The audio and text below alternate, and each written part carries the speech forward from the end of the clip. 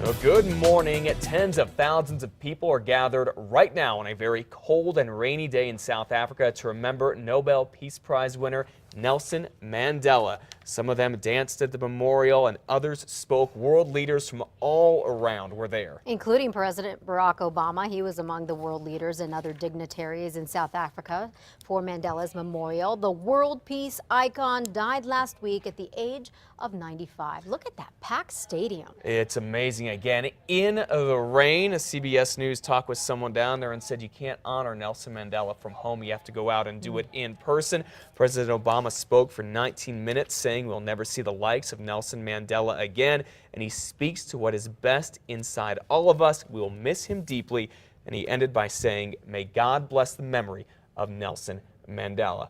Well, good morning to you and welcome to KRQE New this morning. I'm Matt Morrow. Good morning to you. I'm Elizabeth Alvarez. Today is Tuesday, December 10th. Here at home, brace yourselves, folks, because today is going to be a freezing one. Put on those gloves, cover those ears. Yeah, scarves, long johns, you need it. And it's not just happening in Albuquerque, it's all around New Mexico. In fact, all around the country. People are having to brace themselves for the elements. Let's get started with our winter weather coverage. Meteorologist Kristen Van Dyke. Kristen, it looks like it's getting colder in Albuquerque.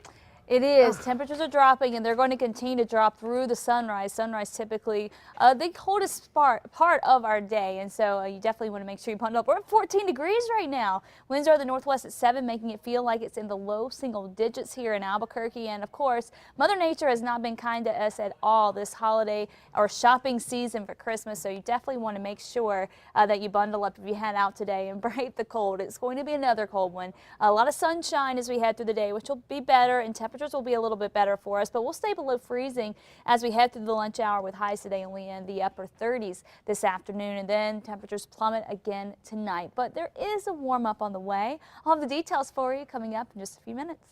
All right, believe it or not, we're still 11 days from the official start of winter. You certainly wouldn't know it when you look at much of the country. Roads here from coast to coast packed with snow and ice. Yeah, and wrecks like this one in New Jersey are an all too familiar scene. The weather causing pileups everywhere.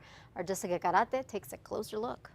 The weather and icy conditions to blame for this major pileup caught on tape in Germantown, Wisconsin. You can actually see the major pileup as it unfolded on this Department of Transportation camera. More than 24 vehicles were involved in this chain reaction crash. Nobody was seriously hurt. And take a look at what happened in Plano, Texas. Huge sheets of ice falling from a rooftop. Quite a dangerous situation for anyone below. And in Chicago, a hellish commute to and from work. Hours of delays on the freeways. People in the Washington, D.C. area are hearing the constant sound of chainsaws after ice-coated trees snapped and fell. And all this weather mess a recipe for delays and cancellations at airports across the country. Hundreds of flights canceled or delayed. Jessica Garrett, KRQE News 13. And we've been checking the flights for you this morning if you are planning to fly out. So far this morning, there are no significant delays or any more than 15 minutes that we were able to find. But things can change at any moment. So if you have to fly out of the Albuquerque Sunport, be sure to stay updated by looking online or calling ahead. And if you're driving, same thing. Give yourself plenty of time. Here's a live look from nmroads.com. You'll see the problems. A lot fewer of them than we've seen the past couple of days. Couple trouble spots include I-40 as you head west out of town through the mountains west of Grant, between there and Gallup. Also north as you go toward Taos and Chama. You know the bad places. Give yourself plenty of time and slow down out there. In some other news now at 6:04, the state cop here fired Friday for firing at a minivan full of kids. Wants his job back. You're doing 71 back there and a 55. Okay, you're going to receive a citation for that today. But now you've probably seen this traffic stop that spun wildly out of control in October when this woman, Oriana Farrell, drives away before a rookie state cop could finish writing her a ticket. So he goes after her. He pulls her over again. She resists arrest right there. Then her 14-year-old son gets out, rushes the officer. The rookie cop then smashes the minivan's window. Then Officer Elias Montoya, right there, the highlighted guy, shoots at the minivan full of kids as it speeds off toward Taos. I believe he fired 3 shots at the tires. Now, Montoya's attorney says the former officer had limited information when he got to that very chaotic scene. He only had split seconds to make a decision of how he was going to protect his other officers on the scene as well as the community at large. We don't know right now is if Montoya knew there were kids inside when he pulled the trigger. Taos's district attorney said last month Mr. Montoya will not face any criminal charges. Of course, we'll keep you updated on this all.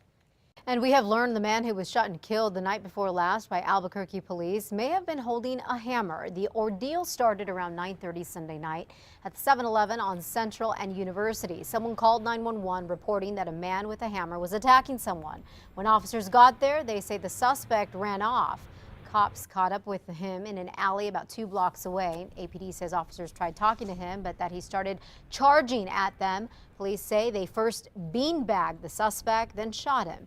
The man died a short time later. APD hasn't released the man's name or what kind of weapon he did have. This is the 5th APD police shooting since late October.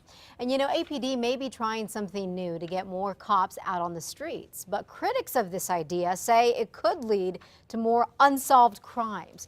The department is budgeted for 1,100 officers. Right now, that number is down to almost 900. As manpower has decreased, 911 response times have increased. So Chief Alan Banks is considering putting detectives back in the field to respond to calls. We know that we need to pull and fill numbers from somewhere, but the fact of the matter is that we're short department-wide. So even though we're needing officers in the field as first responders, the detectives that we have in place are also essential. The union blames APD's low numbers on low morale, pay, the new requirement for recruits to have 2 years of college, and the PR damage surrounding the Department of Justice investigation into APD.